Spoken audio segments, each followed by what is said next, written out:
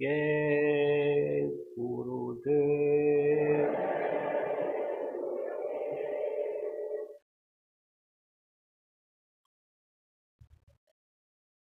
सर्वसमर्थ सर्वत्र स्मरणीय दाता दयाल दीन बंधु कृपा निधान परम पूज्य गुरु जी महाराज, उपस्थित सभी साधक, सत्संगी, नामदानी, धर्म प्रेमी, प्रबुद्ध नागरिक, बच्चे एवं बच्चियों, आज 5 अप्रैल 2026 मध्याह्न बेला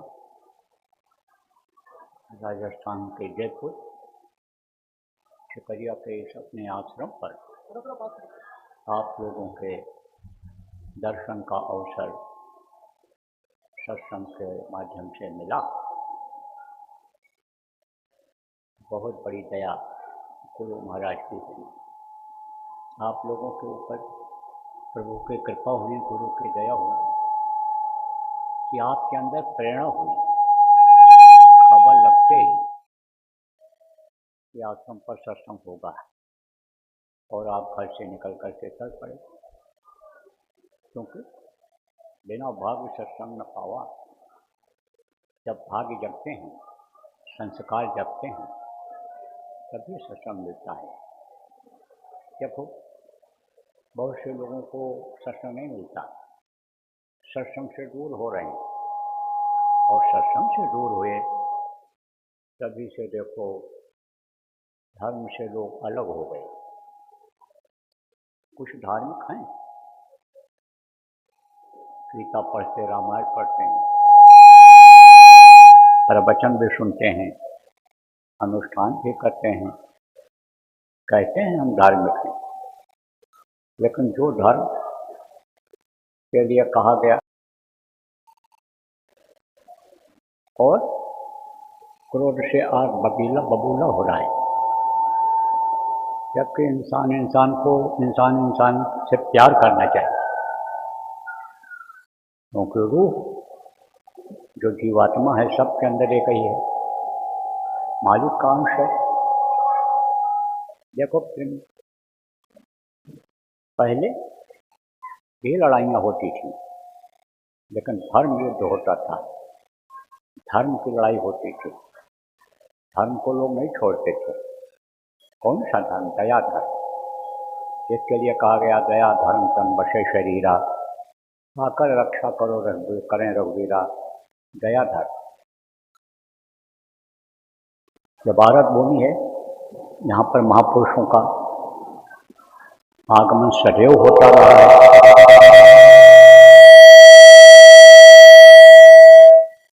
कोई हाल तुम्हारा नजदीक में बना हुआ है, पीछे है कोई नजदीक में बना है, जिसकी वजह से यह सीटी आ रही है, आवाज़ नहीं खुल रही है। फिर ऐसा क्यों? अरे आवाज़ मिल रही है आप लोगों को? नहीं मिल रही, कुछ नहीं मिला तो हाथ क्यों नहीं उठाते हो जब आवाज़ नहीं मिलती? तो ऐसे करने को हम पूछें।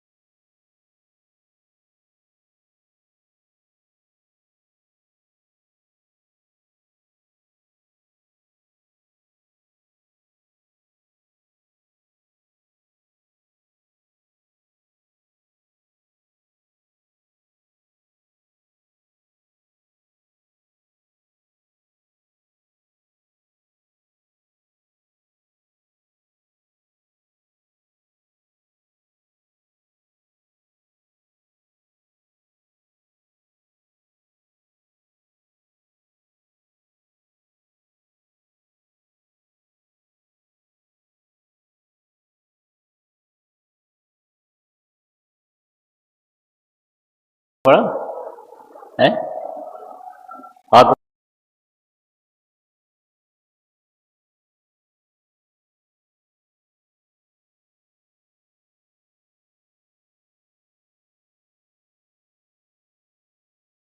जय गुरुदेव, जय गुरुदेव। तो मैं आपको बता रहा था कि यह भारत भूमि है, महापुरुष हमेशा यहाँ आते रहे, काम उनका भले अलग रहा हो, लेकिन यह धरती महापुरुषों से खाली नहीं रही। संत भी हमेशा रहे, गुप्त रूप में रहे। जब धर्म था, जब लोगों के अंदर इंसानियत थी, मानवता थी, जब इंसान इंसान के काम आता था, जब दूसरे के धन को लोग जहर से जहर मानते थे, दूसरे की माँ बहन को अपनी माँ और बहन की तरह से माना करते थे, लोगों की नीयत दुरुस्त थी, कोई छीना झपटी नहीं थी, कोई किसी को धोखा नहीं देता था, लोग जब झूठ नहीं बोलते थे, प्राण जाए पर वचन न जाई, हिंसा हत्या नहीं करते थे, सेवा भाव कूट कूट करके भरा हुआ था लोगों के अंदर में, परोपकार चेहरे से ही झलकता था।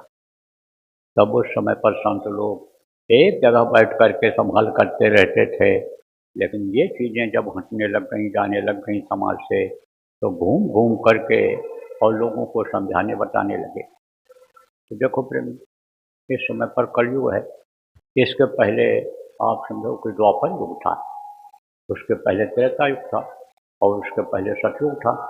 तो सतयुग में तो उस वक्त पर सब योगी और विज्ञानी थे, सबकी दिव्य दृष्टि तीसरी आँख, इन्हीं आँखों के बीच में जो आपको बताया गया वो खुली रहती थी, प्रभु का दर्शन करते रहते थे। जब चाहते थे दुनिया को देखते थे, दुनिया की तरफ से ध्यान को हटाते तो प्रभु का दर्शन होने लगता, देवी देवताओं का दर्शन होने लगता, स्वर्ग वैकुंठ का नज़ारा दिखाई पड़ने लगता था।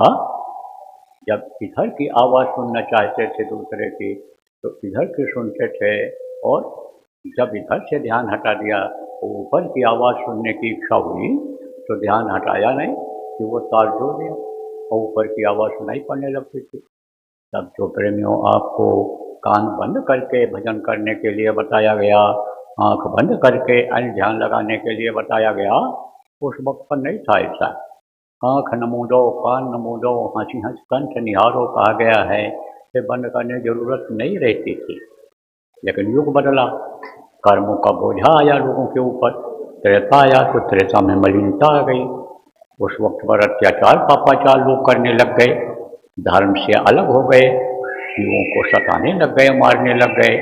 तब उस समय पर समझो राम भगवान आए, फिर उसके बाद में आपके समझो और मलिनता आई और गंदगी आई। फिर अन्य समझो अच्छा समय आया तब परिवर्तन हुआ, कुछ अच्छा समय आया, फिर बीच में खराब समय आ गया, और कृष्ण भगवान जिनको कहा गया उनको आना पड़ा। तो ये जितने भी आए हैं, ये समझो कि दया को नहीं छोड़े थे।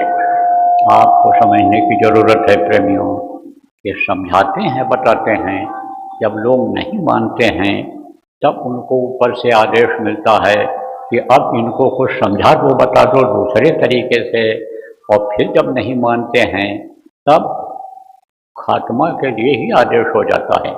जैसे देखो, आप ये समझो कि कठोर सजा होती है किसकी, आदमी मारने की सजा कठोर होती है, फांसी पर ही लटकाया जाता है उसके लिए। अब आप ये समझो प्रेमियों कि इसी तरह से समझो कि उन्होंने संहार का काम शुरू किया। कब लोगों से कहलवाया, खुद भी समझाए, जब कौरव नहीं तैयार हुए पांडवों को हक देने के लिए, धर्म से अलग हो गए, दया खत्म हो गई उनके अंदर से, अहंकार उनके अंदर आ गया, हम ही सब कुछ हैं, हमारे पास इतना बल है, बुद्धि है, हमारे पास इतने लोग हमारे साथ में हैं, हमारा साथ देने वाले बहुत से लोग हैं। तो कृष्ण भगवान ने कहा अब तो ये जैसे राम भगवान ने कहा था, विनय न माने जल जड़, गए 3 दिन बीत, लक्ष्मण बाण सराहो बिन भय होए न प्रीत, समुद्र रास्ता नहीं दे रहा था। तब जब 3 दिन हो गया रुके हुए समझाते समझाते और समुद्र नहीं माना, तब राम ने कहा था कि अब लक्ष्मण बाण चढ़ाओ और चढ़ाओ बाण, मारो समुद्र सूख जाए। तब उसने रास्ता दिया डर के मारे। इसी तरह से फिर अन्य समझो समझाने पर जब ये नहीं माने, तब उन्होंने कहा महाभारत असंभवी, लेकिन दया नहीं छोड़ा उन लोगों ने। धर्म युद्ध होता था, छुप के नहीं मारते थे, सामने से लड़ाई लड़ते थे, वीरता दिखाते थे। जो आपका है राम की लड़ाई हुई हो त्रेता की रावण से, और चाहे अन्य कौरवों की लड़ से अन्य पांडवों की लड़ाई हुई हो, धर्म युद्ध होता था। तो आप फिर समझो प्रेमियों कि दया आई उनको, किसको आई? कृष्ण भगवान को आई। कब आई? कि जब पूर्वी एक राज्य है, अब भी है उड़पी, कहाँ है? कर्नाटक में है। तो वहाँ राजा थे, पहले राजा लोग हुआ करते थे, अब तो प्रजातंत्र हो गया सब जगह। तो वो गए कृष्ण के पास और बोले कि मैंने भी समझाया, लेकिन ये कौरव नहीं मान रहे हैं। तो उस समय पर अपनी अपनी फौज लोग बनाए थे, मदद लिया था राजाओं से। कौरवों ने भी राजाओं से मदद लिया, पांडवों ने भी मदद लिया था, लेकिन वो किसी की तरफ लड़ने के लिए नहीं तैयार हुए। तो जब महाभारत बिल्कुल निश्चित हो गया कि अब होगा, तो कृष्ण के पास गए और कृष्ण से कहा उन्होंने कि ये बताओ कि 11 छोड़ी सेना है, तो ये भूखों मरेगी, इनकी भोजन व्यवस्था कैसे हो? ये तो दूर दूर से चल करके आएंगे यहाँ लड़ने के लिए, जब फैले हुए हैं तो अपनी अपनी जगह ये खाते हैं, यहाँ इनको खिलाएगा कौन? तब कृष्ण ने सोचा, कहा बात तो सही है। फिर कहा उन्होंने कि ये बताओ कि आप ही उपदेश करते हो कि भूखों नहीं मारना चाहिए, भूख से व्याकुल हो जाए, भूख से मरे, प्यास से तड़प तड़प करके मरे, पाप लगता है। भूखे को रोटी खिलाना, प्यासे को पानी पिलाना क्या पूरी का काम होता है? आप ही उपदेश करते हो कि ये कहाँ खाएंगे इतने लोग? तो कृष्ण ने कहा भाई, बात तो आप सही कह रहे हो, लेकिन आप ही बताओ, कुछ आप सोच करके आए हो, इस पर सोचे होगे। बोले हाँ, मैं सोच करके आया हूँ कि अगर आप आदेश दे दोगे तो हम दोनों तरफ के फौज को भोजन कराएंगे, भंडारा चला देंगे। कृष्ण ने कहा अरे तो इससे अच्छा और क्या होगा, आपकी बहुत बड़ी महान कृपा होगी, भूखों बेचारों को न मरने दो। दया अगर न होती तो कहते मरने तो देखा जाएगा, दया अगर न होती दोनों तरफ के जीवों पर तो क्या कहते हो कि कौरव के लोगों को मरने देना, आप पांडव की सेना को खिला देना। लेकिन उन्होंने कहा नहीं, दोनों को खिला देना, या मरे तो अपने कर्मों से मरे, भूखे न मरे। तो दया यानी समझो कि छोड़ा नहीं। काल रूप तिनकर मैं भ्राता, शुभ और शुभ कर्म फलदाता। काल रूप में भी ये लोग आए और काल का काम किया, संहार का काम किए, लेकिन दया नहीं छोड़ा। तो दया से लोग अलग हो रहे हैं, आप सब लोग दया से अलग हो रहे हो। कारण क्या है?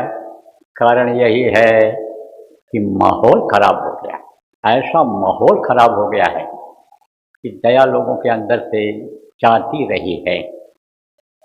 कहते हैं जैसा खाओ अन्न वैसा हो मन, और जैसा पियो पानी वैसी हो वाणी। कुछ अन्न ऐसे होते हैं कि जो शरीर को नुकसान करते हैं, गला खराब कर देते हैं, चाल ढाल बदल जाता है, बीमार कर देते हैं। मन ही अच्छे कामों से हट जाता है कि जब यानी मांसाहार लोग करने लग जाते हैं, मांस से बनी हुई चीज़ें खाने लग जाते हैं, मांसाहारी के हाथ से यानी बनाया हुआ पकाया हुआ खाने लग जाते हैं, तब दया खत्म होने लग जाती है। पानी कहते हैं जैसा पियो पानी वैसे हो वाणी। कहीं कहीं का पानी हल्का होता है, कहीं कहीं का पानी भारी होता है, कहीं कहीं पानी में अन्य लोहा और अन्य चीज़ें पाई जाती हैं। तांबा पीतल जहाँ जैसी एरिया होती है उस हिसाब से वो चीज़ें पाई जाती हैं। तो अति सर्वत्र वर्जते कहा गया। अति कोई चीज़ की खराब होती है, तो अगर थोड़ी थोड़ी मात्रा इन चीज़ों की रहे तो वो तो फायदा कर जाए।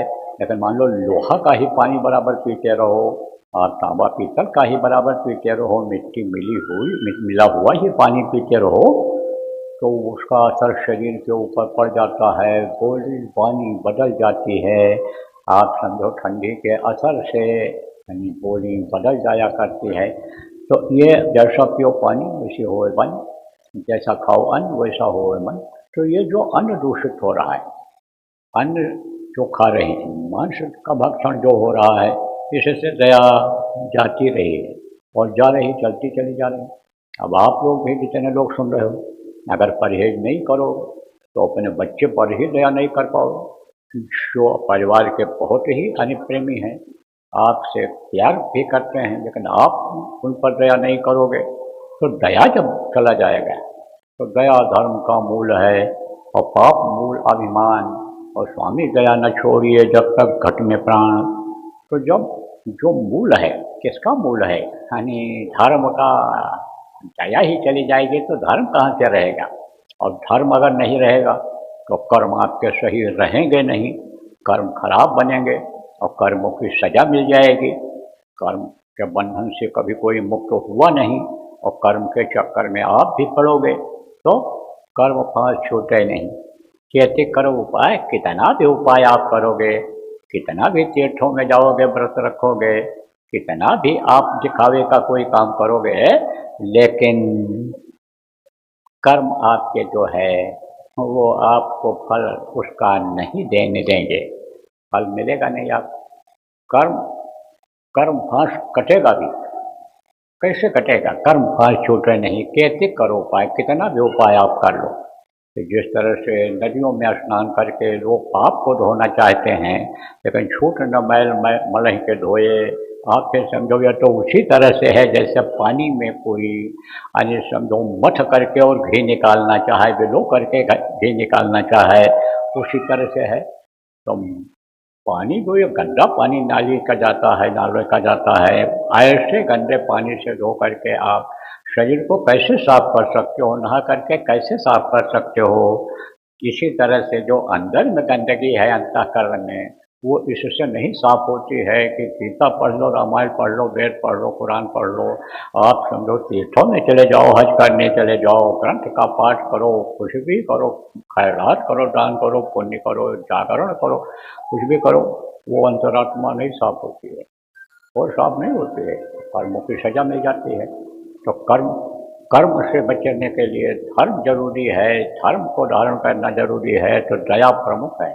तो किस पर दया करो, जीवों पर दया करो, क्योंकि पूरे विश्व में इस समय पर दया धर्म दिखाई नहीं पड़ रहा है। आते समझो कि वो चीज़ खत्म हो गई, ईश्वर अंश जीव अविनाशी, सबके अंदर यानी परमात्मा के अंश जीवात्मा है, लेकिन परमात्मा को कुछ लोग मानते भी हैं, किसी न किसी रूप में मानते हैं, लेकिन उनके जीवों से प्रेम नहीं कर रहे, उनके जीवों को मार रहे हैं, काट रहे हैं। तो प्रेमियों, इस समय पर बड़ा घमासान चल रहा है। अब कौन देश खत्म हो जाए, कौन शहर खत्म हो जाए, कौन सा तेल का कुआं खत्म हो जाए, कौन सा हवाई अड्डा खत्म हो जाए, कौन सा अन्य असलहे का जखीरा खत्म हो जाए, कुछ नहीं कहा जा सकता है।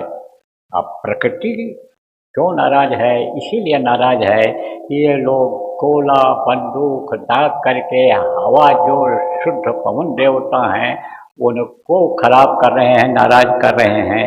तो प्रकृति भी नाराज है। धरती को खोद करके यानी समझो करे 7-7 फुट 700 फुट नीचे असलाह रखे हुए हैं खोदने के लिए। आप फिर समझो यानी धरती छोड़ो है, अरे धरती को उतना ही खोद लो कि जितना अनाज पैदा करना है आपको उतना ही खोदो, उतनी ही जुताई करो। उसके लिए भी प्रयासित करना पड़ता है, उसके लिए भी धर्म कर यानी समझो काम करना पड़ता है, तब उसकी माफ़ी होती है। जैसे संत होते हैं, महात्मा होते हैं, काट कूट धरती सहे, खोद खाद धरती सहे, काट कूट बन रहा है और कुटिल वचन साधु सहें और सहा न जाए। लेकिन कभी ऐसा भी होता है कि बाजार से कोई चीज़ बाहर हो जाती है, अति हो जाती है, तो अति का अति होता है, जब अति हुआ तो उसका अंत हो जाता है।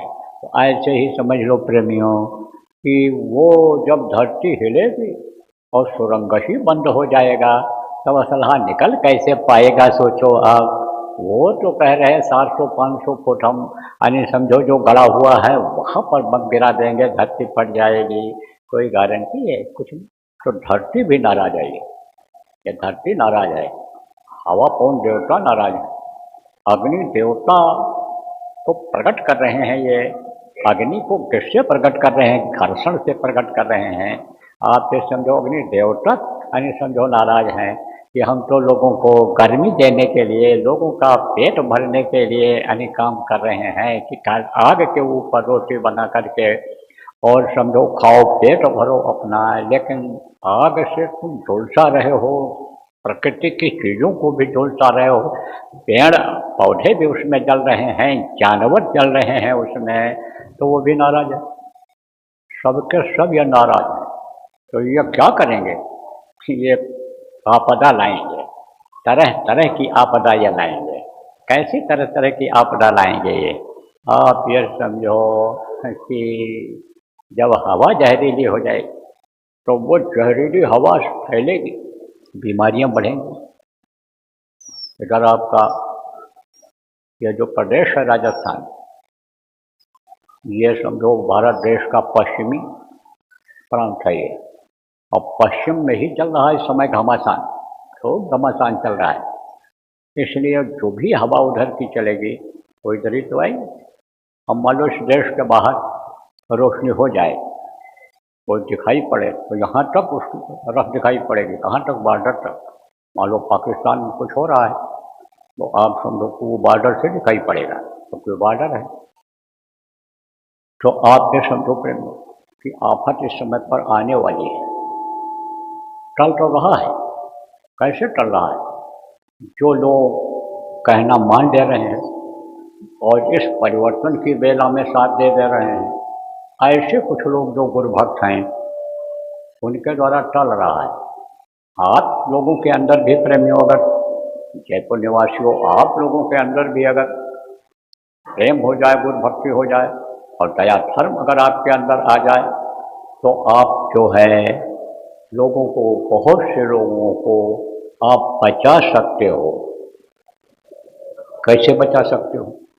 जैसे ये जो जय गुरुदेव नाम है, ये गुरु महाराज के द्वारा जगाया हुआ नाम है, हर युग में एक मुँह से लेने वाला नाम रहा है, जो जगाया हुआ नाम रहा है उस वक्त के महापुरुष का, और उसको, उस नाम को लोगों ने लिया है, लिखा है, उससे लोगों को फायदा हुआ है, चाहे त्रेता रहा हो, चाहे द्वापर रहा हो, चाहे राम नाम रहा हो, चाहे कृष्ण नाम रहा हो, चाहे कलयुग में पीछे जो संत हुए उन लोगों ने नाम को जगाया, वाहेगुरु नाम रहा हो, सतसाहब नाम रहा हो, तो ये सब जो नाम रहे, ये जगाए हुए नाम रहे, इससे लोगों को फायदा हुआ है। इसी तरह से गुरु महाराज के द्वारा जगाया हुआ ये जय गुरुदेव नाम अगर घर घर आप पहुंचा दो, खबर दे दो लोगों को, ये सबको याद करो, बराबर याद करते रहो, मुसीबत आएगी तब जय गुरुदेव नाम मुंह से निकालना, बोलना, तो रक्षा हो जाएगी, मदद हो जाएगी, मुसीबत कम हो जाएगी, आपको फायदा हो जाएगा। गुरु महाराज कहा करते थे, प्रेमियों तुमको फिक्र करने की ज़रूरत नहीं है, खराब समय में अगर लोगों को तीसरे दिन भोजन मिलेगा खाने को तो तुमको रोज मिलेगा, उनको दूसरे दिन मिलेगा तो तुमको एक टाइम जरूर मिलेगा।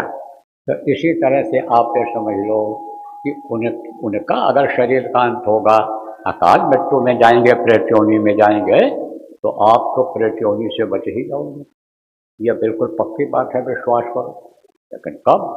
गुरु माथे पर राखिए चलिए आज्ञा मान, और कह कबीर दास का तीन लोक बनाए। जब गुरु के आदेश को मत्थे पर रखोगे, हमेशा उस चीज को याद रखोगे, भूलोगे नहीं। तब बहुत से लोग देखो इसमें बैठे हो, लेकिन जय गुरुदेव नाम मुझसे जल्दी निकलता ही नहीं। कौन सा नाम निकलता है? जिस नाम का ज़्यादा प्रचार हो गया, जिस नाम को मानने वाले ज़्यादा लोग हैं, वही नाम आपके भी मुँह से निकलता है। और वो तो आपका जय गुरुदेव नहीं बोलेंगे कोई मिलने जुलने वाले हो, लेकिन आप उन्हीं के नाम को दोहराते हो, आपके नाम से मुँह से जय गुरुदेव नाम निकलता ही नहीं है। तो कैसे मान लें कि आखिरी वक्त पर ये जय गुरुदेव नाम आपके मुँह से निकलेगा। तब गोस्वामी जी महाराज जो लिख करके गए कि कोटि कोटि मुनि जतन कराएं, अंतराम कहीं आवत नहीं। आखिरी वक्त पर मरते समय अगर नाम मुँह से निकल जाए तो नामी अभी मददगार हो जाएं, लेकिन उस वक्त पर नाम मुँह से निकलता नहीं है। तब सजा देने वाले सजा देने लग जाते हैं, जबरदस्ती शरीर से जीवात्मा को निकालते हैं, उसमें ज़्यादा परेशानी होती है। तो कैसे ये मुँह से निकले या रट जाए, उसके लिए उपाय सोचा गया कि जब कोई चीज़ रट जाती है तब वो नहीं बोलती है।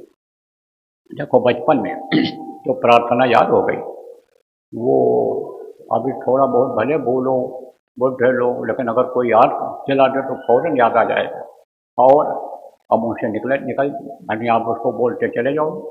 आज अगर पढ़ोगे आप तो वो चीज़ आपको याद नहीं होगी, लेकिन एक बार जो बचपने में याद कर लिया, चाहे जवानी हो चाहे बुढ़ापा हो, वो चीज़ जल्दी भूलती नहीं है। तो यह रट जाए, याद हो जाए, इसके लिए क्या किया गया है कि नाम धुनी जगह जगह पर बुलवाया जाए, जगह जगह पर नाम धुनी का कार्यक्रम किया जाए और लगातार जब बोलेगा 24 घंटा आदमी बैठेगा, लगातार जब 72 घंटा बैठेगा, तब आप ये समझो कि रट जाएगा, याद हो जाएगा। रट जाएगा 24 घंटा बोलने पर।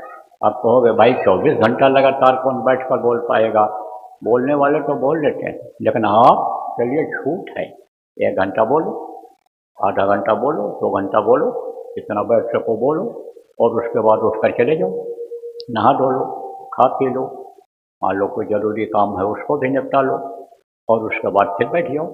कोशिश ये करो कि ज़्यादा से ज़्यादा देर तक हम बैठें और नाम धुनी बोलें, तब जब याद हो जाएगा, रट जाएगा, तो बराबर वो क्रम बना रहेगा।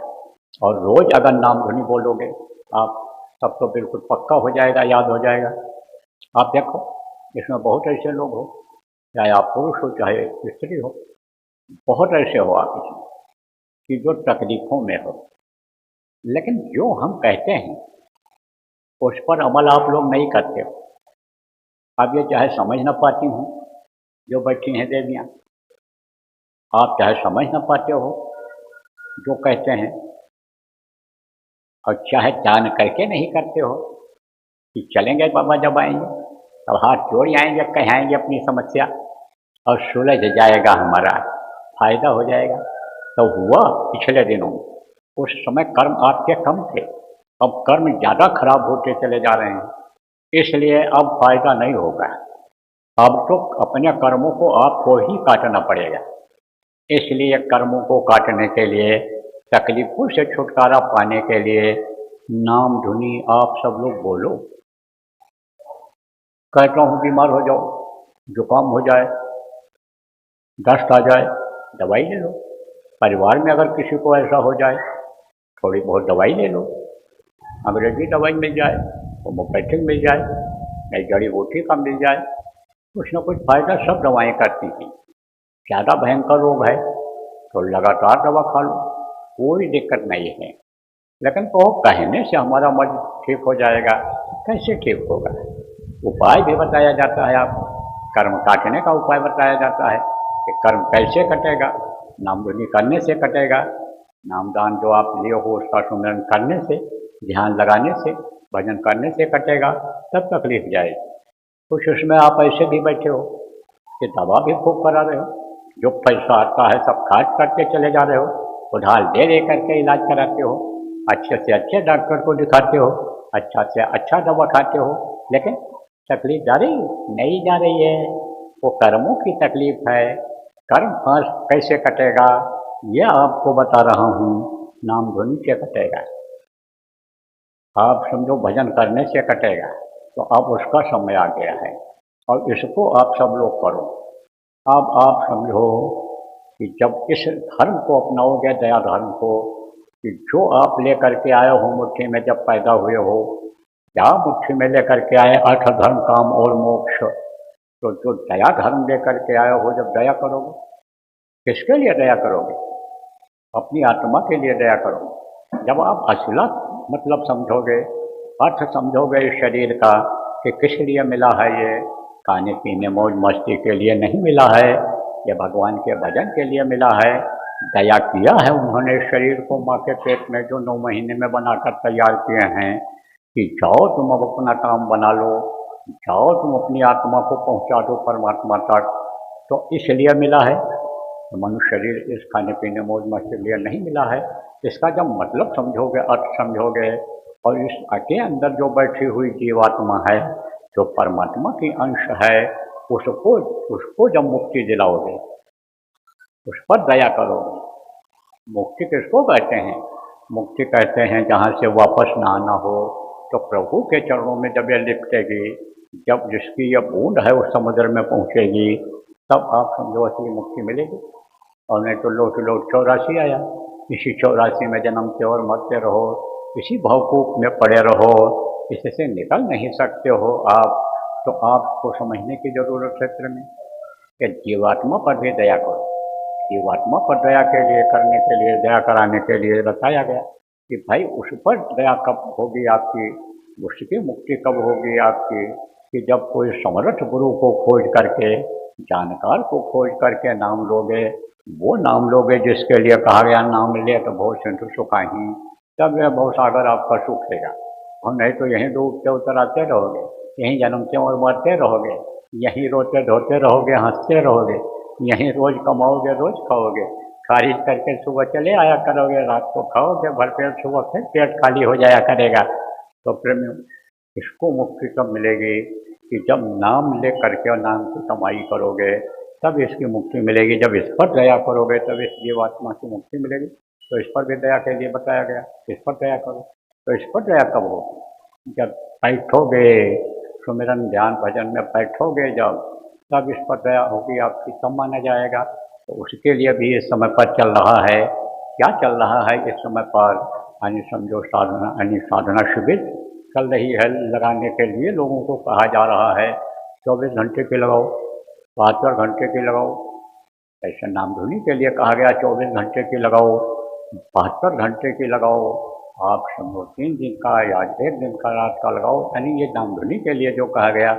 इसी तरह से साधना शिविर भी आप लोग लगाओ, जगह जगह पर लगाओ, लगवाओ जहाँ व्यवस्था हो सके। और उसका समय भी आपको दे दिया गया है। कब तक का? गुरु महाराज के भंडारे तक का। 13, 14 और 15 मई को उज्जैन आश्रम पर गुरु महाराज का भंडारा का कार्यक्रम आयोजित है। और तब तक के लिए आप समझो प्रेमियों कि प्रार्थना किया गया है। किससे?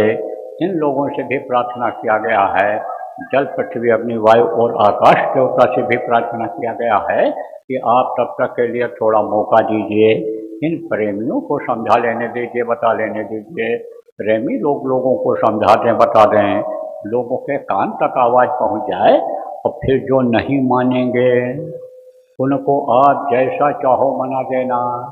तो बात तो सही है कि जब नहीं मानेंगे, जैसे आपको बताया त्रेता में नहीं माने, द्वापर में नहीं माने, तो कितने लोग खत्म हुए। 18 दिन के अंदर 11 छोड़ी सेना खत्म हो गई, 56 करोड़ एडवेंसी खत्म हो गए एक ही घंटे में। 1 लाख फूट 1.25 लाख नाती रावण घट या नबती, एक भी नहीं बचा था में रावण के खानदान में। इसलिए फिर तो बड़ा मुश्किल हो जाएगा। लेकिन तब तक अगर आप लोग चाहो लोगों को बचा सकते हो। तो मैं राजस्थान भग कर के आया, उधर था, वहाँ पहाड़ों पर उत्तराखंड में, वहाँ गया और वहाँ लोगों से प्रार्थना किया और उनसे भी प्रार्थना किया कि जो ये तीनों देवता हैं, विष्णु भगवान और शिव भगवान और ब्रह्मा भगवान, जिनको कहा गया 3 देवता हैं, ये तीनों के तीनों नाराज हैं। तीनों की नाराजगी बहुत बढ़ गई थी। तो विष्णु भगवान भी हवा चला रहे थे, पवन देवता को हुक्म दे दिए थे कि दिखा दो अपना कर्तव्य। तो उसमें भी लगा कि जैसे पेड़ के पेड़ सब गिरते चले जा रहे हैं, छप्पर उल्टे चले जा रहे हैं, जैसे छतें उल्टी चली जा रही हैं। हाँ, तो ये लगा कि अब इनका प्रकोप चालू हो गया, इन्होंने हुक्म दे दिया। और शिव जो तो नाराज बैठे ही थे, वो भी चल पड़े, बोले जाता हूँ अब हम उनको सबक, मैं जाता हूँ सबक सिखाता हूँ। तो शिव जी तो अब जल्दी मानने वाले नहीं हैं। अभी तो वो गए हैं उधर, कहाँ चले गए हैं? उधर पश्चिमी देशों में। और वो ऐसा समझो कि गियर फंसा दे रहे हैं कि बहुत मुश्किल है वो गाड़ी आगे बढ़ पाएगी। किसकी 16 सपाटे की युद्ध रुकने की, वो गाड़ी रुकने वाली नहीं है। ऐसा गियर फंसा हुआ है इस समय पर, तो वो तो अपना मानने वाले नहीं हैं। लेकिन भारत देश के लोगों के लिए प्रार्थना की गई है कि आप इन पर थोड़ी दया किए रहिए, हमको समझा लेने दीजिए, हमारे प्रेमियों को समझा लेने दीजिए, लोगों को धर्म को धारण करा लेने दीजिए। तो प्रेमियों, मौका है, इस समय आपको अवसर है, बचा लो अगर लोगों को चाहो, अपने को भी बचाओ, परिवार वालों रिश्तेदारों को भी बचाओ और लोगों को भी बचाओ। ये जो हरा भरा है ये उजाड़ न हो जाए, ये जल भूल न जाए, ये धरती फट न जाए, ये जल खत्म न हो जाए, ये बिजली की रोशनी की चमचमाहट न खत्म हो जाए। इसके लिए आप लोगों को धार्मिक बनाओ, दया धर्म को अपनाओ, जीवात्मा पर भी धर्म अपने करें लोग, इसको नरकों में न जाने दें, भजन करें, ध्यान करें, सुमिरन करें, नामदान दे दें और फिर जो है अन्य आत्मा को बलवान बना लें और नाम धुनी बता दो लोगों को, क्योंकि सब लोगों को नामदान जल्दी मिल नहीं सकता है। तो सब लोग नाम धुनी करें, लोग जय गुरुदेव नाम की ध्वनि करें, इसको बताने की जरूरत है। कैसे बोलना है एक बार फिर दोहरा देते हैं। जय गुरुदेव, जय गुरुदेव, जय गुरुदेव, जय जय गुरुदेव।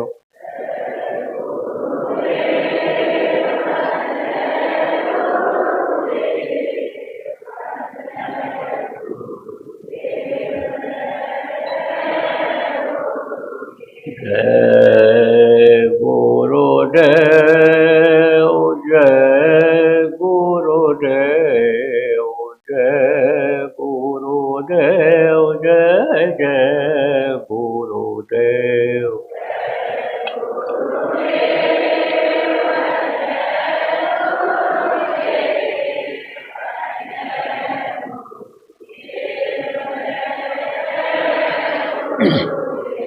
इसी तरह से बोलना है, इसको याद कर लो सब लोग और ऐसे बुलवाना है। और यह कार्यक्रम जैसे खत्म हो, जैसे आप लोग जो आसपास के गांव से आ गए हो और शहर के जो लोग हो, अपने अपने मोहल्ले कॉलोनी में योजना बना लो, जो लोग जितने लोग आए हो कि हम साधना शिविर भी लगाएंगे, जिसमें नामदानी लोगों को बैठाएंगे बुला बुला के, और बुला बुला करके अपने मोहल्ले के लोगों को भी बैठाएंगे, उनको जय गुरुदेव नाम के बारे में बताएंगे, जय गुरुदेव नाम हम रटाएंगे, उसके लिए भी शिविर लगाएंगे। तो जहाँ जैसी सुविधा हो वैसा आप लोग अपनी अपनी योजना सब लोग बना लो। चलिए, तो आप ये समझो, मनाना है लोगों को और आपको भी मान जाना है, और नहीं अगर मानोगे तो फिर क्या होगा ये भी बता दें। एक नहीं मानने वाले थे वो, उनको तो बस अपने ही ऊपर भरोसा था कि कमाएंगे तभी खाएंगे। भूल चुके थे किसको, जो पैदा होने के पहले माँ के स्तन में दूध भर देता है, उस प्रभु को भूल चुके थे। हाँ, फिर समझो उसको तो कभी कभी याद करते थे, बाकी दुनिया की चीज़ों में ही उनका मन लगा रहता था। धन दौलत, पुत्र परिवार बढ़े, घर मकान ज़्यादा हो जाए, मान प्रतिष्ठा इज्जत हमारी ज़्यादा हो जाए। तो वो जा रहे थे, कहाँ जा रहे थे? लड़के के ससुराल, देखो समधी का घर कहते हैं। तो समधी के यहाँ जा रहे थे, तो रास्ते में एक मिल गए विद्वान, जिनको पंडित जी कहा जाता है, पुरोहित जी कहा जाता है। वो मिल गए, तो उनको तो शिष्टाचार बस प्रणाम किया। तो उन्होंने आने उसका जवाब दिया। उन्होंने कहा, भद्र पुरुष कहाँ जा रहे हो आप? आदर के साथ, सम्मान के साथ कहा, जैसे श्रीमान जी आप कहते हो, आदरणीय जी कहते हो, माननीय मान्यवर कहते हो, ऐसे उन्होंने कहा कहाँ जा रहे हैं आप? तब बोले हम तो समधी के घर जा रहे हैं। तो बोले आप तो गलत दिन को चल पड़े, क्योंकि यह तिथि त्यौहार जो आते हैं, ये जो मुहूर्त होता है, इसमें काम करने से फायदा ज़्यादा होता है। ऐसे ही समय का मुहूर्त आपका जो चल रहा है, साधना शिविर लगाने का और नाम ध्वनि केंद्र अन्य शिविर लगाने का, तो उसका मुहूर्त चल रहा है। तो मुहूर्त से जो काम होता है सफलता मिलती है। बताया गया ना कि पूरब के दिन सोमवार और शनिवार को नहीं जाना चाहिए, और रविवार और शुक्रवार को पश्चिम नहीं जाना चाहिए, और मंगल और बुध को उत्तर नहीं जाना चाहिए, और गुरुवार को दक्षिण नहीं जाना चाहिए, है ना। सोम शनिचर पूर्व न चालू, मंगल बुध उत्तर दिश कालू, और शुक्र और रवि पश्चिम न जाहू, और गुरु यानी समझो कि बृहस्पति को दक्षिण जो जाई, आप ये समझो कि फिर यह नहीं कि वापस घर आई, यह कहा गया है। लेकिन मान लो जाना ही पड़े तो उसके लिए बता दिया गया कि रवि को पान, सोम को दर्पण, रविवार को अगर जाना हो तो दर्पण माने शीशा देख लो, अपना मुँह देख लो, प्रभु को याद कर लो, भगवान को याद कर लो और चल पड़ो। रवि को आइए समझो कि रवि को सोम को दर्पण, रवि को पान, सोम को दर्पण, रविवार को पान खा के चल पड़ो और सोमवार को दर्पण। और मंगल और बुध को आप ये समझो कि मंगल को गुड़ खा लो, मंगल को गुड़ करिए अर्पण, और बुध को आप ये समझो कि धनिया, और आप ये समझो कि शुक्रवार को दही, शुक्र कहाँ में दही बिनती, रवि को पान, सोम को दर्पण, मंगल को गुड़ करिए अर्पण, और बुध को धनिया, और पीफाई जीत, और सुख कहाँ में दही बिन पीर, और कहाँ शनिचर अतरक पाऊँ, और सुख संपत्ति घर ले वापस आऊँ। अब समझा देता हूँ कि अगर आपको बुधवार को उत्तर दिशा में जाना है तो आप धनिया खा लो थोड़ा सा, और अगर आपको दक्षिण जाना है गुरुवार को, बृहस्पतिवार जिसको कहते हो, तो जीरा खा लो थोड़ा सा, और शनिवार को अगर आपको पश्चिम जाना है तो अदरक खा लो थोड़ा सा। तो उससे क्या होगा, शेपक जो होगा वो हट जाएगा, कम हो जाएगा। अरे तो पहले की बात थी, यात्रा लोग कम करते थे, ज़्यादातर एक जगह पर रहते थे। अब तो रोज़ यात्रा लोग करते हैं, और हम लोग जैसे यात्रा में रहते हैं, तो जब यात्रा में रहता है, घर से आदमी निकल रहता है, तब तो कोई उतना दोष नहीं रहता है। लेकिन शुरुआत जहाँ से करना होता है वहाँ पर अगर इन चीज़ों का ध्यान रखा जाए तो मदद मिलती है काम में। तो कहा भाई आप, पंडित जी ने कहा आप जो है गलत दिन को चल पड़े इस दिशा में। बोले कि गलत क्या है? बोले इस दिशा में आज आपको नहीं चलना चाहिए, और दूसरा दिशाशूल है, तो दिशाशूल मतलब इस दिशा में जाओगे तो शूल मिलेगा। शूल माने क्या होता है? कांटे। तो है कि भाई नहीं जाना चाहिए, आप आंधी आफत आती है, पूछे। अरे बोले हमारी आंधी आफत क्या करे, अरे शरीर में बल है तो सब कुछ है, चल पड़े भैया। फिर उनके मन में शंका हुई कि एक बार और पूछ लें कि भाई और कोई बात तो नहीं है। बोले अच्छा पंडित जी ये बताओ और कोई बात तो नहीं है? बोले भदरा भी लगा है, भदरा में भी चलना ठीक नहीं रहता। अरे सोचा कि पंडित लोग और बाबा लोग ऐसे बोलते ही रहते हैं, कुछ नहीं होगा, चलो। चल पड़े। अब गए तो आंधी आ गई, तेज आंधी आई, इतनी तेज आंधी आई कि अपने को रोक नहीं पाए। अभी आगे भी आंधी के संकेत मिल रहे हैं। बात अगर लोगों ने नहीं माना तो ऐसे आदमी आपको उड़ते दिखाई पड़ेंगे। अरे आदमी नहीं, घर का छप्पर दिखाई पड़ेगा, छतें उड़ती हुई दिखाई पड़ेंगी, आपको हाथी घोड़ा भी दिखाई पड़ सकते हैं। आंध्रा में एक बार तूफान आया था आज के करीब 50 साल पहले। जो लोग, आप पुराने लोग हो गए, पढ़े लिखे लोग यहाँ बैठे हो, आपने सुना होगा, रेडियो में खबर पढ़ा होगा, अखबारों में, तो उसमें हाथी ऐसे उड़ करके पेड़ों पर लटके हुए दिखाई पड़े थे, पेड़ भी टूटे हुए उसमें आने, और जो बच गए मजबूत पेड़ थे, जिधर से बाउंडर निकल गया वहाँ पर हाथी टंगे हुए दिखाई पड़े। तो अब आप ये समझो प्रेम कि ये सब आगे आज संकेत मिल रहा है। अगर लोग नहीं माने, मान जाएंगे तो कम हो जाएगा, ये आएगा तो जरूर। अगर से यह बारिश का संकेत था झमाझम, कब? अभी हुआ ना परसों बारिश हुई, आपके यहाँ भी हुई। मैं आया तब थी बारिश यहाँ पर। लेकिन अब ये समझो संकेत, आप समझो कि ये था कि ज़्यादा है लेकिन कम हो गया। क्यों कम हुआ? आप लोगों की वजह से कम हो गया। तो अब ये तो कम हो जाएगा, और नहीं तो ये सब आपको आगे दिखाई पड़ेगा। तो आंधी आ गई तो जो नास्तिक थे वो उड़ गए उसी, और उड़ करके कहाँ गिरे? एक कुएं में गिर गए। तो जब कुएं में गिरे तो कुएं में आंधी का उतना प्रकोप रहा नहीं, नीचे गया नहीं। आंधी तो आती है तो हवा ये इधर चलती है, बाउंडर बन जाता है तो पहाड़ों पर चला जाता है, वही हवा चली जाती है, तेज हवा ऊंचाई पर जाती है, नीचे जाती नहीं। तो हवा तो वहाँ नहीं मिला इनको, लेकिन गहराई बहुत। तब कहते हैं या भगवान, इतना गहरा दुशासूल। कहते हैं दुशासूल असर कर गया, हमको हमें गिरना पड़ा। अब याद आए भगवान कि निकलेंगे कैसे यहाँ, हमको जंगल में कौन निकालेगा। तो कहते हैं कि जब हर तरफ से आदमी निराश होता है तो भगवान को याद करता है। गुरु महाराज हमारे कहा करते थे कि 1 मिनट में अगर भगवान न याद आ जाए तो कहते थे फिर बाबा जी को बाबा जी मत कहना। तो चला तो मैं भी उन्हीं का हूँ। आप ये समझो काम उनके आदेश से आई, मैं भी उन्हीं का कर रहा हूँ। तो मैं भी आज आपको दोहरा रहा हूँ। आज समझो 5 अप्रैल 2026 को यानी यहाँ ठिकरिया आश्रम पर जयपुर में ये बता के जा रहा हूँ कि 1 मिनट में नास्तिकों को भगवान याद आ जाएगा। 1 मिनट में आ जाएगा। तो अब कहते इतना गहरा दशा छो या भगवान, इतना गहरा दशा छो। उसके बाद में भेड़ें उड़ उड़ करके गिरने लगी, एक के बाद दूसरा, दूसरे के बाद तीसरा इनके ऊपर।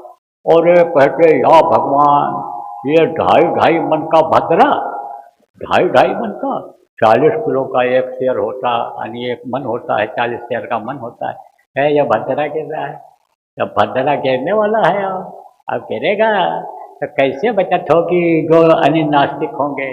तो यह नास्तिकता है, भगवान को न मानना और भगवान को न याद करना और प्रभु को भूल जाना। यही सबसे बड़ा अन्य समझो कि दुख है इस समय पर, यही की दुख की बात है।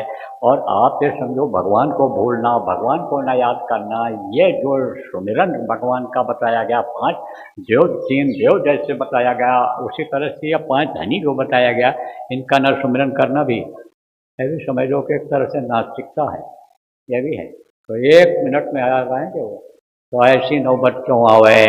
आज तो आपसे हमको यही कहना है कि भाई ये नौबत ना आवे, और खुद भी बचो, लोगों को बचाओ। ये एक तरह से समझो डरा नहीं रहा हूँ, चेतावनी दे रहा हूँ, भविष्यवाणी नहीं कर रहा हूँ, लेकिन चेतावनी दे रहा हूँ, आपको आगाह कर रहा हूँ। तो आप लोग समझो और लोगों को भी संभालो। तो कुल मिलाकर के यह बात आप समझो कि आप लोग नाम धुनी बोलो और बोलवाओ। रोज़ तो साधना शिविर लगेगी नहीं, तो रोज़ तो आप ये समझो नाम धुनी की शिविर सब जगह रहेगी नहीं, और रहेगी भी तो दूर रहेगी। तो एक दिन जो नज़दीक में लगे उसमें आप सब चले जाओ, जो लगवा सको लगाओ। देखो देखो यानी पूरी सबको मिलता है, जो जगह दे देते हैं, व्यवस्था बना देते हैं, बुला बुला करके बैठाते हैं और बोलते भी हैं नाम धुनी। साधना शिविर में भी ऐसे जो साधना शिविर में बुलाते हैं, जगह दे देते हैं, लोगों को बुलाते हैं और बैठते भी, सबको फायदा होता है, सबको फायदा होता है। यह बात समझ लो। तो ये आप करो, लेकिन सब जगह नहीं जा पाओगे। तो रोज घर में जब करने लग जाओगे तब आदत बन जाएगी, रट जाएगा, बच्चे बच्चे भी रट लेंगे। और यही बात समझ लो, आज जितने भी लोग हो, अब सुनो मेरी बात, जो तकलीफ वाले हो, अब मैं किसी का सुनूंगा नहीं। अब जब उधर जाने लगूंगा कैसे घेरोगे, कैसे चिट्ठी लिख लिख करके दोगे, कैसे तकलीफ़ों के बारे में कहने लगोगे। लेकिन मैं बिल्कुल अब सुनने वाला नहीं हूँ। ये चीज़ रट लो, याद कर लो कि सब मर्जों की एक दवाई, और सुमिरन ध्यान भजन करो मेरे भाई, सब मर्जों की यही दवा है। इसको करो आप, इसमें अगर आप लग जाओगे तो आप ये समझो कि बात बनती हुई दिखाई पड़ेगी, और नहीं तो बिगड़ती हुई चली जाएगी। और बजाय सुख शांति मिलने के दुख ही झेलना पड़ेगा, और रोते ही जिंदगी जाएगी। ये बात आप लोग आज की तारीख में समझ लो। तो प्रेमियों, आप योजना बना लो इसकी और आज संकल्प बनाओ कि हम रोज़ बोलेंगे, बैठाएंगे परिवार वालों से अगर प्रेम है, हमको मालूम है ज़्यादा प्रेम है, लड़का लड़की और परिवार वालों की ही चर्चा कुछ लोग आप करते रहते हो, रिश्तेदार दोस्तों की ही चर्चा करते रहते हो कि इनको ऐसा हो गया वैसा हो गया, इनको इन पर दया हो जाए उन पर दया हो जाए, हमको मालूम। तो अब आप उन पर दया करो, आप दया उन पर करो, उनको बैठाओ, उनको ध्यान भजन कराओ, नाम धुनी कराओ, उनको सत्संगों में लाओ, तब उनके समझ में आएगा, तब उनके समझ में आएगा कि नाम में बहुत ताकत है, बहुत शक्ति है। वो ध्वन्यात्मक नाम जो बाबा बताते हैं उसी से सब तकलीफ जाएगी। जब सत्संग सुनेंगे तब उनके समझ में आएगा। आपकी बात अगर नहीं मानेंगे, नहीं समझ पाएंगे, सत्संग की बातों को सुनेंगे समझेंगे तब समझ जाएंगे वो। तो ये भी आपको बता रहा हूँ। और देखो प्रेम, गुरु महाराज की दया होगी तो भंडारा होगा। कहाँ होगा? उज्जैन आश्रम पर। कब होगा? 13, 14 और 15 मई को होगा। तो भंडारा के कार्यक्रम में आप सबको निमंत्रण दे रहा हूँ और हमारी तरफ से आप तो प्रेमी यहाँ नहीं आए हैं, उनको भी निमंत्रण दे देना। आप तैयारी करो और आप अपने रिश्तेदारों को, मिलने जुलने वालों को, हित मित्रों को भी निमंत्रण दे दो। लेकिन वो ऐसे नहीं आएंगे, जब आप उनको लेकर आओगे तब वो आएंगे। तो जब आपको वहाँ फ़ायदा होता है, जो बराबर जाते हो, सुकून मिलता है, शांति मिलती है, तकलीफ़ों में आराम मिलता है, बरकत होती है, आपको आपका नाम होता है, आपकी कीर्ति होती है, तो आप जो उनको भी वो लाभ दिलाओ, क्योंकि जुड़े हुए हो एक दूसरे से। किसी को कोई दुख हो जाता है, घर में तकलीफ हो जाती है, कोई घर में खुशी होती है, तो आपके यहाँ सुन करके लोग चले आते हैं कि भाई देखो इनके यहाँ मुंडन है, इनके यहाँ चिंतन है, इनके यहाँ शादी है, ब्याह है, इनके यहाँ यानी कोई ख़त्म हो गया है घर में, तो हमको चलना चाहिए। इसी तरह रिश्तेदारों के यहाँ भी आप जाते हो, बगैर बुलाए भी जाते हो। शादी ब्याह में तो बुलाया जाता है, लेकिन कोई ख़त्म हो गया, किसी को चोट चपेट लग गया, एक्सीडेंट हो गया, कुछ हो गया, तो बगैर बुलाए पहुंचता है रिश्तेदारों को यहाँ, मदद करता है, देखता है, समझा, उनको ले जाता है, इलाज कराता है। तो एक दूसरे का रिश्ता है, तो उनको भी आप फायदा दिलाओ। तो ये भी आप अपनी योजना बना लो। सब लोगों को चाहिए कि कुछ नए लोगों को, कुछ मिलने जुलने वालों को, संपर्कियों को ऐसे बड़े कार्यक्रमों में जहाँ दया दुआ की बरसात होती है गुरु की, वहाँ ले जाना चाहिए, जाना चाहिए। तो अपने ये जो त्यौहार हैं, ये त्यौहार जगह जगह होते हैं, दशहरा दिवाली जैसे और लोग मनाते हैं, अपने लोग भी उस त्यौहार का दिन सत्संग करते हैं। होली में बताते हैं होली कैसे खेली जाती है, दीपावली का मतलब क्या होता है, दीपक कैसे जलाया जाता है, ये सब होता है। तो अब जो उज्जैन आश्रम पर ये कार्यक्रम होते थे, ये जगह जगह होने लग गए, लेकिन भंडारा का ये सबसे आश्रम बना उज्जैन का, सबसे वहीं हो रहा है, तो वहीं पर होगा। अब की बात भी वहीं पर होगा। अब वहाँ धीरे धीरे प्रेमियों आपकी व्यवस्था भी अपनी बनती चली जा रही है, जगह भी आप लोगों ने बढ़ा लिया है, वहाँ जगह भी हो गई है, पानी बिजली जो जैसे सुविधा है वो अन्य वहाँ उपलब्ध हो जा रही है आसानी से, इसलिए वहीं किया जाएगा। तो आप सब लोग उसकी करो तैयारी। तो देखो बहुत अच्छा रहा, गुरु महाराज की दया रही, और यहाँ पर जो है समझो कि आपके आज साप्ताहिक सत्संग होता ही है। आप समझो कि हर इतवार को आपने जो आश्रम है शहर में सब जगह होता है, बहुत जगहों पर होता है, विदेशों में भी साप्ताहिक सत्संग लोग करते हैं। तो साप्ताहिक सत्संग भी बराबर चलाते रहना चाहिए।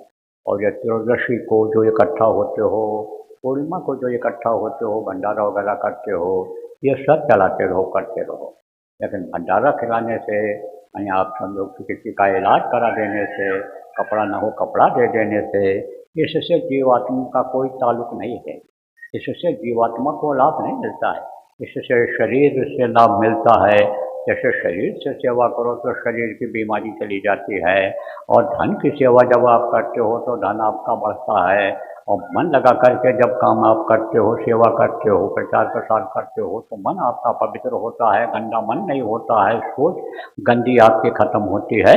लेकिन आत्मा का उद्धार किससे होता है? आत्मा का उद्धार तो भजन से ही होगा, इसलिए भजन करो और कराओ। तो बैठो, थोड़ी देर ध्यान लगाओ। साप्ताहिक सत्संग में भी तो बैठते हो आप लोग, ऐसे बैठो, डालो कपड़ा, आँख और कान खोल लीजिए।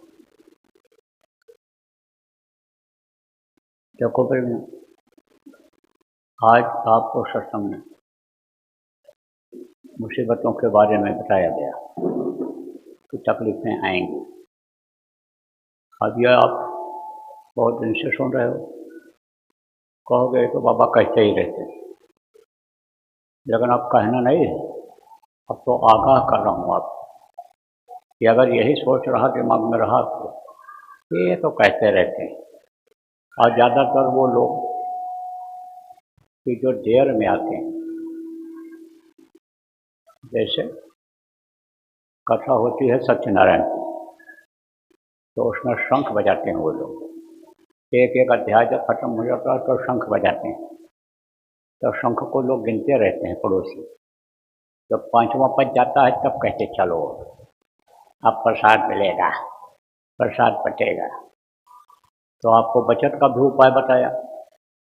अब ये लोग जो बाद में आए हो, वही अभी रोना धोना शुरू करोगे, तकलीफ़ों के बारे में वही लोग कहोगे, तो अब सुनने का वक्त खत्म हो गया। अब तो जस करनी तस भोगो टाटा, कर्मों का फल मिलेगा।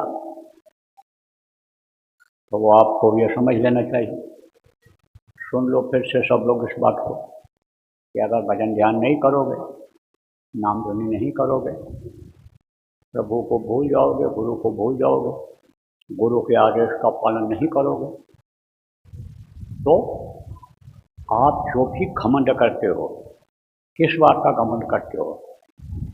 अपने शरीर का, कि हम बलशाली हैं, हम 2 दिन भूखे रह जाएंगे तो कोई बात नहीं होगी, हम झेल लेंगे, कोई मुसीबत आएगी, तकलीफ आएगी, आपके पास धन है, कहे तो हम खरीद कर खा लेंगे, हम खरीद कर पानी पी लेंगे, हमारा मकान 5 मंजिल 8 मंजिल का है, हम और लोगों को शरण दे देंगे, रुक जाएंगे। तो जिनको अहंकार है किसी भी बात का, पद प्रतिष्ठा का, उनका अहंकार खत्म हो जाएगा। अहंकार चल भी जाता है कभी कभी, लेकिन किसके सामने चलता है? आदमी के सामने अहंकार चल जाता है, लेकिन कुदरत के सामने अहंकार नहीं चलता है। तो कुदरत है नाराज खड़ी, वो आगे तबाही बड़ी बड़ी। आपको भी संकेत दिया है कि ये जितने देवता हैं सब नाराज हैं, क्योंकि इनको कोई मानता नहीं है। ये जो नियम बनाया ऋषि मुनियों ने, महात्मा जो बताते हैं, उनके नियम का पालन नहीं करते हैं, तो ये सब नाराज खड़े। अब आप ये समझो कि जो हवा जहरीली हो जाएगी, कैसे जिंदा रहोगे? आप ये समझो कि पानी नहीं मिलेगा। अभी तो आप ये कह रहे हो कि हम बोरिंग कराए हुए हैं, बोरिंग चल जाएगी, लेकिन कैसे चलेगी बोरिंग? हाथ से बोरिंग चलाओगे? बिजली से चलेगी, बिजली कटेगी, अंधेरा होगा। एक समय आएगा कि लोग जगह अपनी अपनी छोड़ करके भगेंगे, नदियों की तरफ जाएंगे, पानी कहाँ मिल जाए, वतन कहाँ मिल जाए, छिपने का कहाँ जगह मिल जाए। हवा देखो रुक रही है, सांस लेने में दिक्कत हो रही है, कौन से पेड़ से हवा अच्छी मिल जाएगी, उस पेड़ के नीचे हमको शरण मिल जाए। तो ये ऐसा हो जाएगा तो क्या करोगे? अरे बिजली से चलता है, गाड़ियाँ ये खड़ी हो जाएंगी, खरीदते तो चले जा रहे हो, लेकिन ये गाड़ियाँ खड़ी हो जाएंगी कब? कि जब डीजल पेट्रोल नहीं मिलेगा तब। ऑफर मची हुई है, पूरे विश्व में खलबली मची है कि कैसे हवाई जहाज चलेंगे, कैसे यानी रेलगाड़ी चलेगी, कैसे ये मोटर गाड़ियाँ चलेंगी। इस वक्त पर यही उफापोह लोगों में लगा हुआ है। अब तेल नहीं मिलेगा, और तेल मिलेगा भी तो पहुँचेगा कैसे? ये जो जहाज चलते हैं किससे चलते हैं?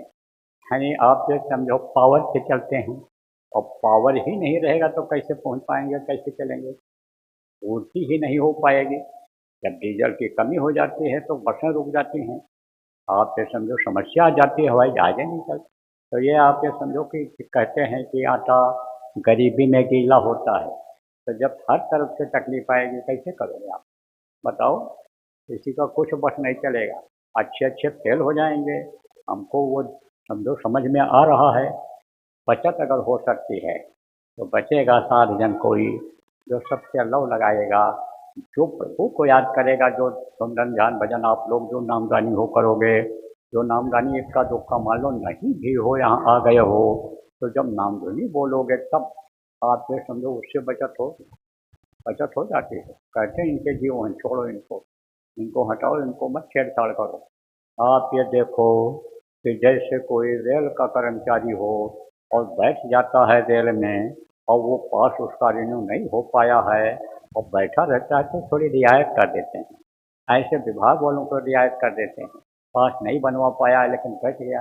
ये देखो मोटर गाड़ियाँ रोडवेज की चलती हैं, कोई स्टाफ का आदमी होता है और अगर वहाँ यानी नहीं भी स्टॉपेज है, रुकने की जगह है और हाथ देता है तो उसको बैठा लेते हैं, कहते हैं भाई स्टॉप का आदमी। ऐसे ये देखते हैं धार्मिक आदमी है ये, यानी समझो कि गुरु का बंदा है, ये उपासना पूजा करता है, अच्छा आदमी है, तो इसकी रक्षा कर देनी चाहिए, तब बचत हो जाएगी। बचेगा 7 जन कोई तो सबसे लो लगाएगा, नहीं तो बज रहा काल का डंका, कोई बचने न पाएगा। अब काल जो है अपने यानी समझो कि दयाल भाव को खत्म कर दे रहा है, अब तो विकराल रूप को दिखाएगा। इसलिए थोड़ा सा संभल जाओ और जो ये बातें बताई जा रही हैं आप तो समझो इनको याद कर लो और संकट आएगा। और संकट जब आता है गहराता है तो हर तरफ से संकट आता है।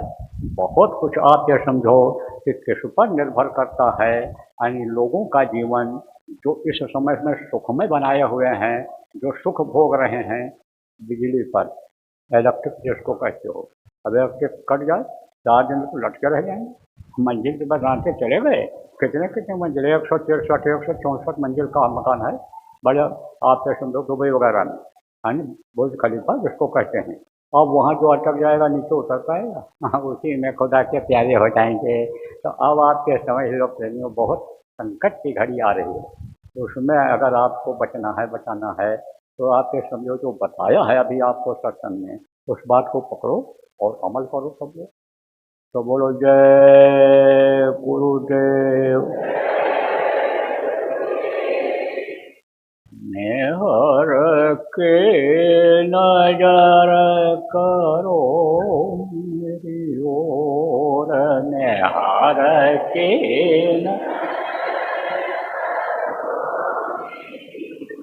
दया के नजर करो मेरी ओर, दया के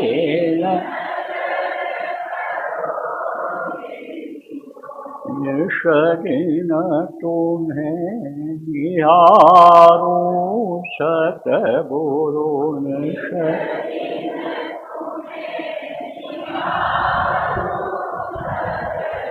जैसे चंद्र चकोर,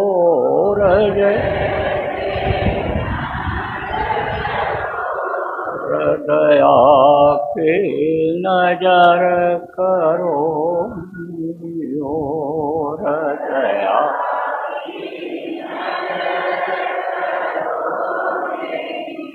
जानू न कौन भूल हुई तन से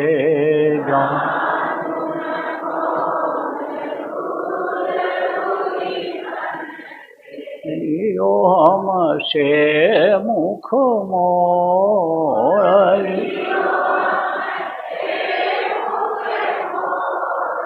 दया की नजर करो मेरी ओर,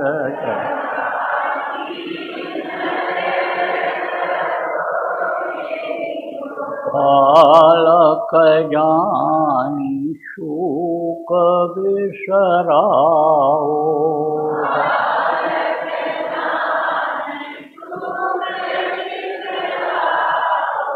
आया शरण अब मैं तोर,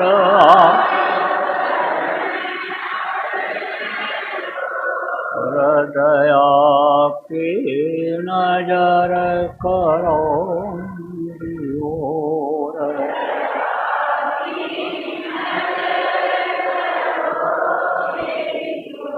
सदा दयालु स्वभाव तुम्हारा,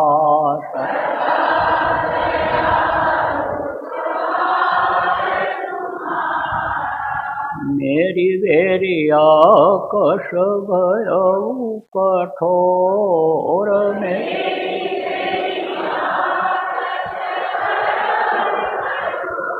दया की नजर करो योर,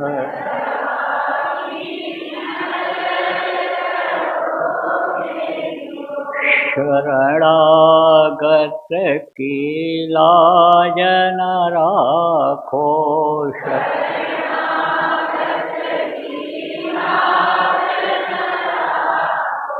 मोशो पटित अब जाए कहीं और,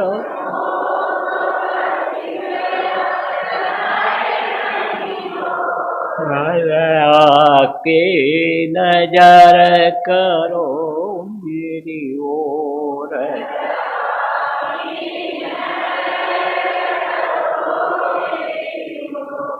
अब की बार उबार ले वजो,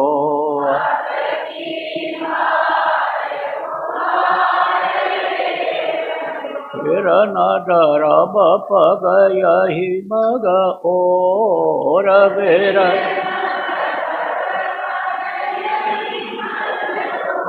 रजया के नजर करो मेरी ओर,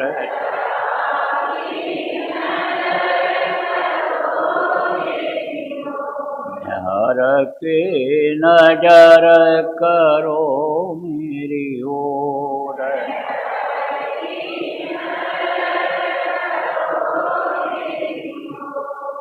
जय गुरुदेव,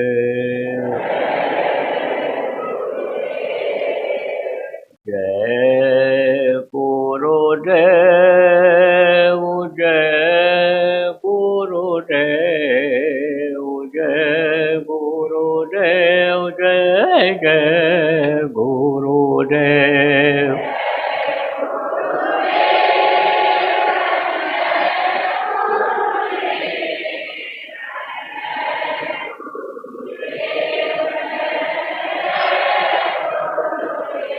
जय गुरुदेव, जय गुरुदेव, जय गुरुदेव, जय जय गुरुदेव,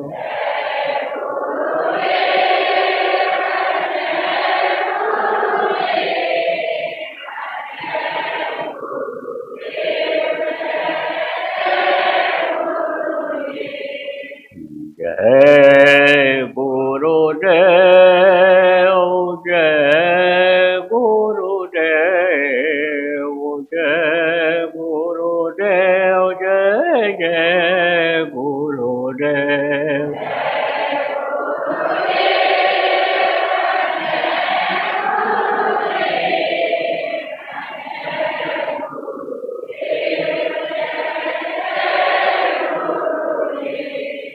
जय